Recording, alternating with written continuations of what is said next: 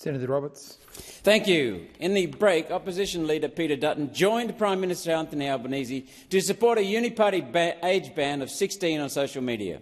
When Minister Gallagher introduced the Digital ID, she promised every Australian over 16 would need a Digital ID and it would be voluntary. The ink was not dry on that legislation when the Uniparty advanced this idea for a compulsory social media age limit. A simple idea raising many red flags. The issue is not who signs into social media. The issue is who's using the account.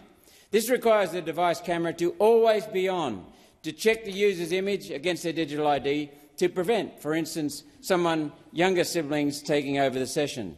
Penalties for spreading misinformation, or opinions as they used to be called, can then be levied against the correct person, with a photo of you making it the post to prove it was you. The Uniparty campaign to stamp out wrongthink on social media will require a camera in every adolescent's bedroom, running every moment their computer, tablet or phone is in use. Hacking into cameras is easy. This proposal will be a pedophile's paradise and increase crimes against children. Using social media in public, cafe, public transport, shops will be a nightmare. Social media companies will need to run artificial intelligence to work out which image is the person operating the device and which is someone in the background. To answer the question, is this person over 16, will require every Australian's biometric data. Who knows what else this identification and surveillance AI will do without our knowledge. The Uniparty that introduced this bill under Mr Morrison and passed it under Mr Albanese will produce unintended consequences that far outweigh any benefit. One Nation believes in the primacy of parents over the state. Parents must be free to raise their children as they choose, not as the government dictates. Senator Roberts. President, my question is to the Minister for Finance, Senator Gallagher. The Digital ID bill was passed with the promise that it would not be compulsory per Section 74, Clause 1. And your bill includes a provision that alternative methods of establishing identity must be provided, Section 74, 1A. My electorate office is receiving complaints from the public who are being required to obtain a digital ID in order to, in one instance, get their own medical report as part of a job application. This was a real-world, not an online application, a real-world application. Minister, what options are available to a person who is not offered an alternative method of identity verification as the Act requires? Where can people complain and what penalties are imposed on an entity who fails to follow your legislation? Thank you, Senator Roberts. Minister Gallagher.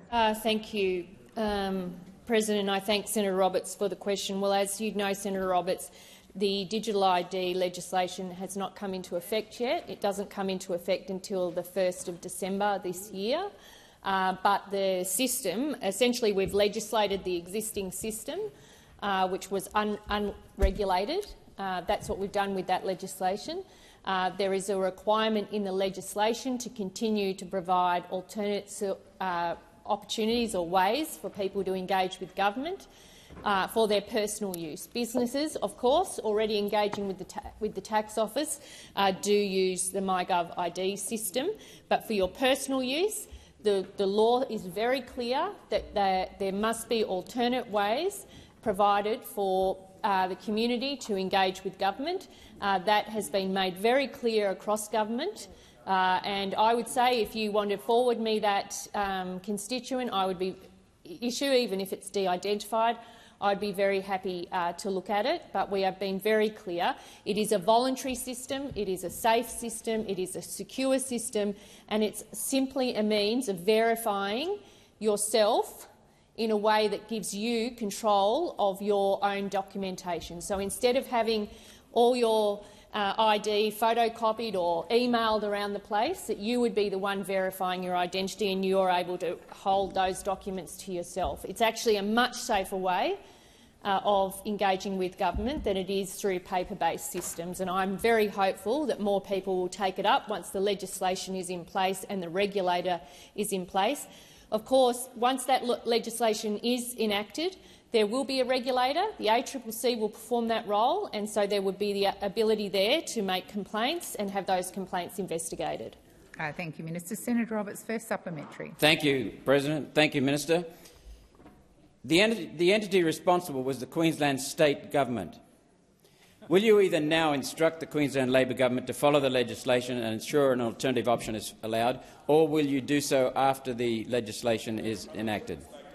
Thank you, Senator Roberts. Minister Gallagher. Well, the legislation does enable a national digital ID system or ecosystem. There are private sector digital ID and there are also state government versions. But what it would mean, what the legislation means, is that those state governments can apply for accreditation through the national system, but they may, and we're hopeful that they will do that. In fact, on a meeting on Friday I had with states, they are all certainly indicating that they will be part of that national system. But for a state-based system who has their own processes for engaging on rates and other things, that is a matter for the Queensland government and would have to be taken up with the Queensland government. Senator Roberts, second supplementary. Thank you. Minister, was the failure to include penalties for not providing alternative verification options a failure of this government, or was the imposition of a mandatory digital ID the plan all along? Minister Gallagher. The legislation is very clear. It's a voluntary system. That is, people, for their personal engagement with government, have the right to choose whether they use a digital ID or they use the more traditional way of engaging with government.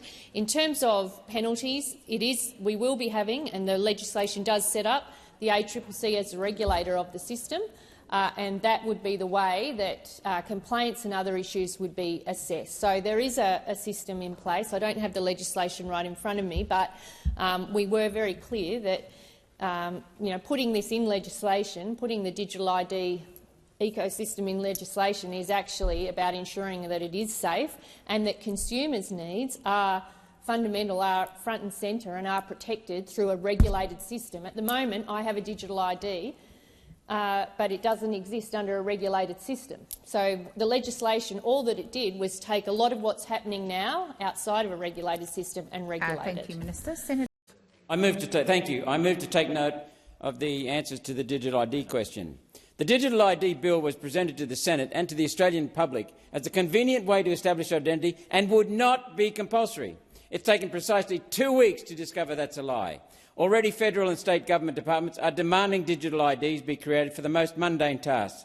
A constituent of mine in Queensland who attended a health clinic to undergo a physical before starting a job with the Queensland government, for which a medical was mandated, was told he couldn't have the results of his physical until he got a digital ID. This was a real-world transaction. The clinic knew who he was because he had to prove his identity before starting the physical. The digital ID requirement came from the Queensland government. In this case, there's no earthly reason for a digital ID except that the public service has taken it upon themselves to impose a digital ID on every person in the country. Without penalties, there will be no attempt to provide the alternative method of verification that the minister promised. COVID proved the power of using employment for the purposes of blackmail, and it's a lesson the government has embraced. The Digital ID website, digitalid.gov.au, rolled out the new web pages for the Digital ID within days of the legislation passing. The public education campaign on TV and online started within just a few days. The regulations upon which so much of the bill relies are finished and on public display already. All the ducks were in a row to introduce a digital prison in Australia before the Senate even voted, and well before the new law's implementation date in December. No wonder the government did a dirty deal with elements of the crossbench, guillotined the debate, no debate, and delivered government the powers they craved. What a disgraceful display. What an abuse of the social contract between the government and its requirement to act in the best interest of the public. One Nation will repeal the digital ID and legislate privacy protections for all Australians.